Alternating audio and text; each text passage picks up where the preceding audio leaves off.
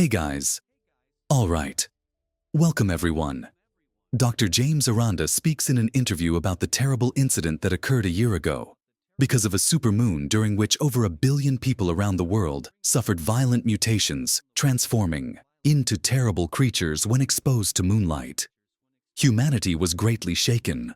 But the worst is that this will happen again, due to another supermoon that will occur.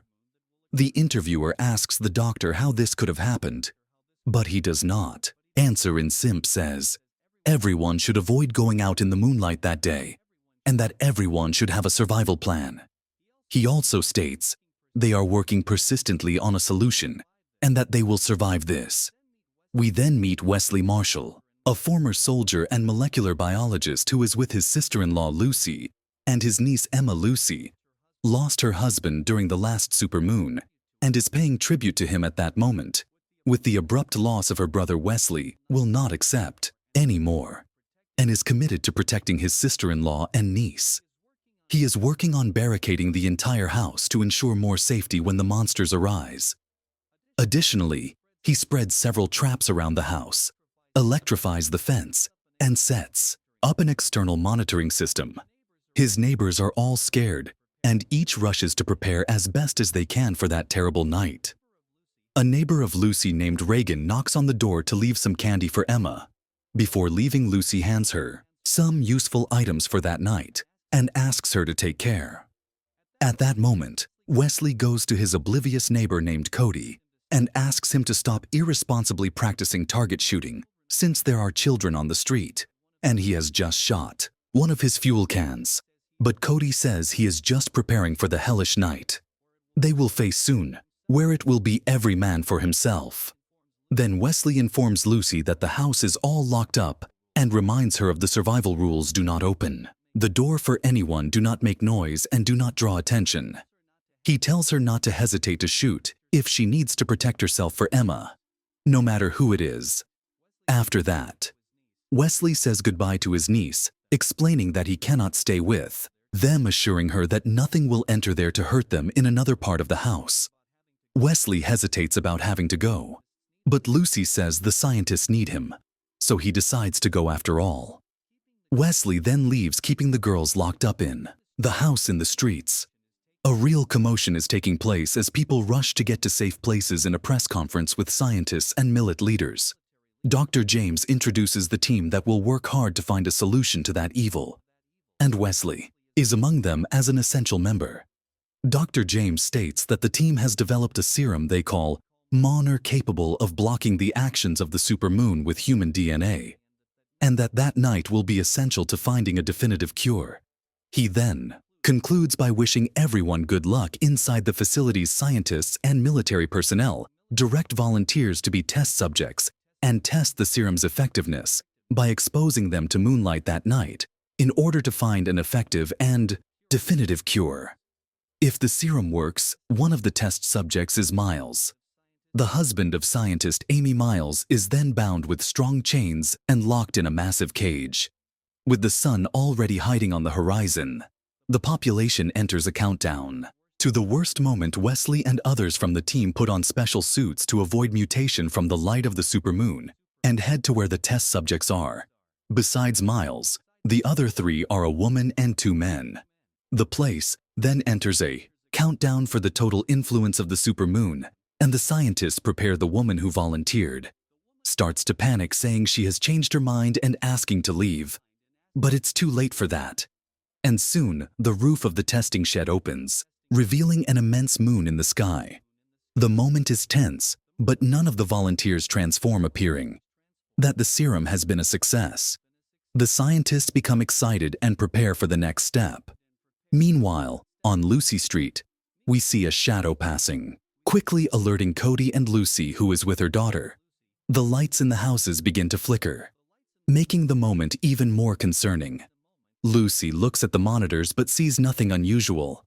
Reagan, however, at home calls for her mother, but there is no answer. She begins to gasp and becomes frightened when suddenly behind her, we can see the monstrosity rising to attack. Meanwhile, in the testing wing, Dr. James enters the area where the Volan are and Wesley shows the serum acting against the mutation. Wesley states that whatever this mutation is, it appears to be a kind of dormant defense response triggered by the supermoon. James asks why this is happening only now, but Wesley still doesn't know the answer to that. However, suddenly Miles starts to feel something, and his body begins to enter a state of mutation. James orders them to immediately spray the serum on him, but Miles, already transforming, grabs the machine with one of his hands that is already growing fur. The monster throws the device away, and chaos begins in the area. As a result, the other 3 volunteers also begin to transform the system. In the facility, starts to malfunction, and even with Amy shouting to quickly close the roof. This cannot be done because of an electrical failure while chaos ensues, and the volunteers transform into monsters. Wesley realizes that Miles has also been exposed and is mutating. He tries to apply a tranquilizer, but it does not work. The transformation completes rapidly, and he attacks one of the scientists running afterward. The madness and despair are so great at this point that while Wesley carries his injured colleague to a safe place, another scientist shoots desperately in all directions in an attempt to hit the monster. But what he achieves is merely freeing one of those imprisoned in the cages. The werewolves unleashed. Insight managed to eliminate the scientists, including the one with the gun. Some scientists are being escorted by military personnel outside while Amy is trying to get out. She ends up encountering Wesley and the injured colleague when they hear a roar coming from the corridor ahead. Then change direction to enter another room. The monster catches sight of them and runs to grab them, but they barely manage to lock themselves in another room. Meanwhile, Lucy gets scared. Seeing the movement of the beasts on the cameras Cody is waiting for, the monsters attack and aiming outside at one of them on a tree. He begins to shoot Wesley's colleague, and Amy's injured friend cannot withstand their injuries and dies. Amy wants to stay there until help arrives, but Wesley says help won't come and that they will die if they stay. But Amy reminds him that leaving those walls means facing the moonlight and transforming into monsters. But he says they will be able to use the serum formula for that. Cody is still on high alert, aiming outside, when suddenly a freezer comes flying through the window, throwing him away to make matters worse. He is exposed to moonlight and begins the transformation process. Wesley and Amy sneak through the facility, avoiding the path of the creatures until they arrive in a room and prepare with everything they can.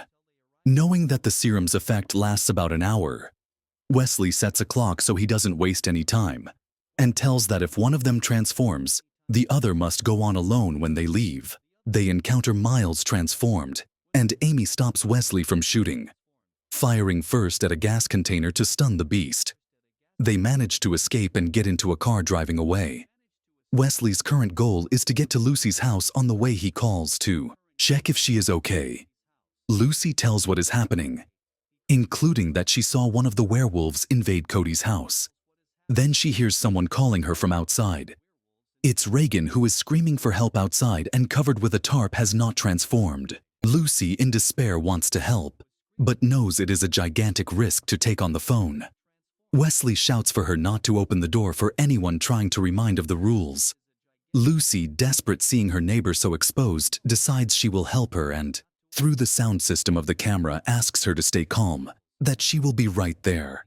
However, it's too late, and this won't be possible, as one of the creatures jumps on Reagan, dragging her away to make matters worse.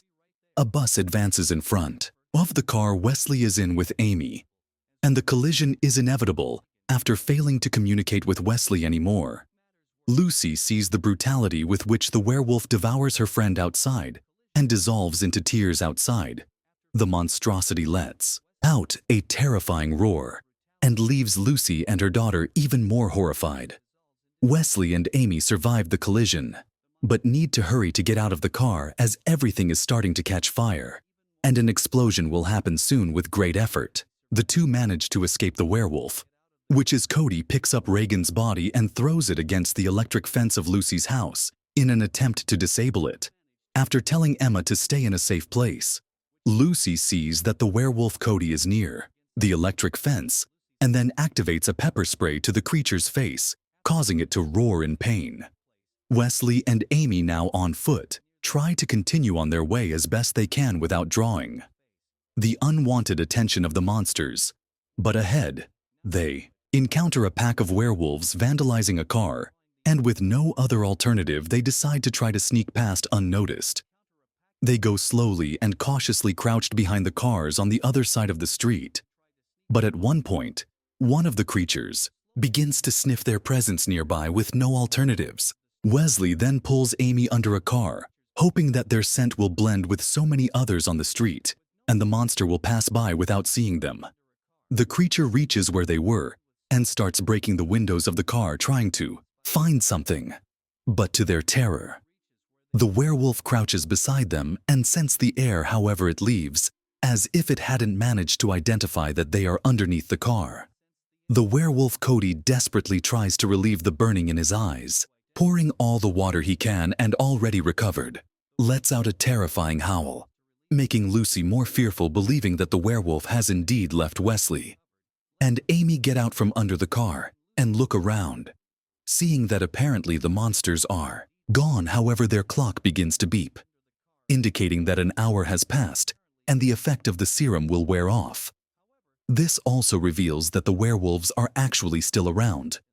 Rising upon hearing the beeping, with no alternative, they run for their lives, but the beast soon chase them.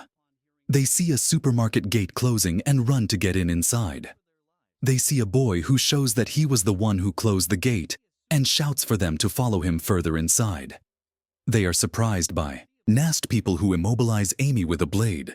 They try to warn that they are scientists and are working on a cure. But one of the masked men says there's no cure and asks for a valid reason not to throw them to the monsters outside. Wesley says he just wants to get to his family and that he needs to use the tongue underneath the establishment to do that. The man then seems to relent and says he will take them to the entrance, but warns that from there on out, they will be on their own. Through the cameras, Lucy sees that the street is overrun by creatures and realizes they seem to be organizing for something. Wesley and Amy manage to reach the tunnel and proceed cautiously.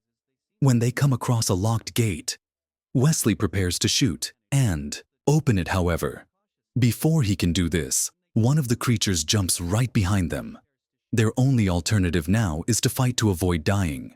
But before they can shoot, the monster throws itself against them, knocking down the gate ahead and leaving them on the ground. Amy faints from the impact, and Wesley tries to get up but is thrown away again. The creature lunges at him, but Wesley manages to grab an iron bar and stabs the beast with it, which quickly dies. Amy wakes up and helps him up, so they can move on further ahead. They finally reach an access to the street, but soon stow to avoid being affected by the light of the supermoon. They cover themselves with tarps and try to move on. Upon entering a nearby store, they accidentally trigger an alarm but quickly turn it off, since they know it will draw the creature's attention. Like an invitation to dinner, they have another dose of serum for each of them, but as it's very hot, they need to put it in the freezer to cool it before spraying it on themselves. Hence the reason for entering that store at Lucy's house, as the electric fence remains functional. She and her daughter are still a bit safer since the creatures know they cannot pass through there. When then, one by one, they now start destroying the cameras, leaving only two. And Lucy is nearly blind while they wait for the serum to cool. Wesley confesses to Amy that he has always been on missions around the world and did not have time to start a family, and even didn't want to. But with the death of his brother, he now feels obligated to protect his family, which is also his, but fears he is not doing it right, as he should. Amy comforts him by saying he is doing his best at this moment. The serum reaches the ideal temperature, and while Amy goes to find something to keep it cold for the trip, Wesley hears a noise beside him and goes to investigate. He comes across a young woman with her back to him as if she is eating something. Wesley tells her to turn around and asks how she got in there. However, when the young woman turns around, he sees that she is transformed in eating a cat. Wesley, not wanting to shoot, tells her not to come closer, but it's no use, and she advances. However, Amy arrives at that moment and electrocutes her with a taser, rendering her unconscious outside Lucy's house. The werewolves, now following Cody's orders, launch themselves against the electric fence in a fierce attempt to knock it down. The creatures throw themselves against the fence, and the lights in the house begin to flicker. Lucy then arms herself with her shotgun and prepares for the worst. She observes through what remains of the cameras and sees one of the monsters pushing a post to fall on the fence, thereby causing a complete blackout in the house now, with free entry to Lucy's property. Only the doors with barricades remain to prevent the monsters from invading all at once. The traps catch some, but others are already banging on the doors and windows to get in. Lucy and Emma spread emergency lights throughout the house, prepare for the attack in the living room. Lucy notices one of the monsters is on the ceiling, but hears that it has been caught in one of the traps that Wesley set, giving them more time after taking another dose of the serum. Wesley and Amy continue through the streets to reach Lucy's house. Along the way, they come across a group of heavily armed people well dressed against the light of the supermoon, who are fighting against a pack of werewolves. Wesley sees this as an opportunity to reach his sister-in-law and N's house faster. The armed group manages to drive off the pack of monsters for now, when Wesley and Amy reveal themselves and ask not to shoot, even with the strong pleas and affirmations that they are protected against the light of the supermoon due to the serum. The men do not listen. When suddenly a werewolf attacks one of the armed men, and another shootout against the creatures begins. This forces Wesley and Amy to protect themselves as best as they can from the crossfire, and the creatures. More and more werewolves are attracted to the location, and the armed men are defeated, realizing that the creatures are surrounding them more and more. Amy has the idea of using herself as bait, asserting that she has a theory that needs testing. She manages to convince Wesley by saying he needs to get to Lucy, and he asks her not to die. Amy attracts the creature's attention, and one of them approaches with heavy steps. The creature sniffs her without attacking, immediately giving her a slight nibble. Amy then stands against the creature, letting out a scream of dominance, which causes the monster to respond with an infernal roar, right in her face. At that moment, Wesley shouts from the top of one of the cars, and with an anti-aircraft machine gun, he targets the creatures, who soon scatter, trying to take refuge once the monsters have run. Wesley shouts for Amy to run and get in the car with him to escape. But before she can get in, a monstrous hand grabs her and drags her up. Wesley tries to see her, but it's too late, and both the monster and Amy are already out of his sight, with no options left in needing to reach Lucy. Wesley quickly drives away. Lucy has already wasted several bullets shooting at the ceiling, killing some monsters that managed to enter. However, the monsters continue to come, and already running low on ammunition. Lucy finds herself in a worrying situation with her daughter beyond the ceiling. Some others are about to break down one of the doors. Once the bullets run out, Lucy now only has knives and a can of pepper spray to defend herself with her daughter. The barricades and even the ceiling can no longer withstand. So one by one, the monsters begin entering the house, as Lucy and her daughter look for a place to hide, just as they are about to find mother and daughter.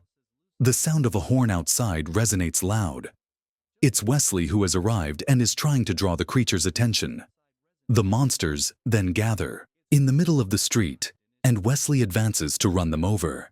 However, the last one, which is Cody, leaps onto the hood of the vehicle, causing Wesley to crash into a house. After believing they are free from the threat, Lucy and her daughter are surprised by one of the creatures that advances, breaking through the wall of the house to attack them. They run to another room, and Lucy hides Emma in the wardrobe. Lucy waits behind the door for the monster to enter, and when it enters, it goes straight for Emma. The girl sprays the creature, and Lucy tries to attack it from behind, but is thrown away. Seeing her mother in danger, Emma strikes the beast with a knife, but without success. And just as she is about to be attacked, Lucy grabs an axe and strikes the monster with it. Wesley approaches the house calling for Lucy and Emma, and to his relief, sees that they are both alive. Wesley checks if the two are injured, and seeing they are not, They prepare for the next attack since the werewolf Cody is still alive and is about to free himself from the car, crushing him against the wall out of bullets and with no way to fight against the beast outside.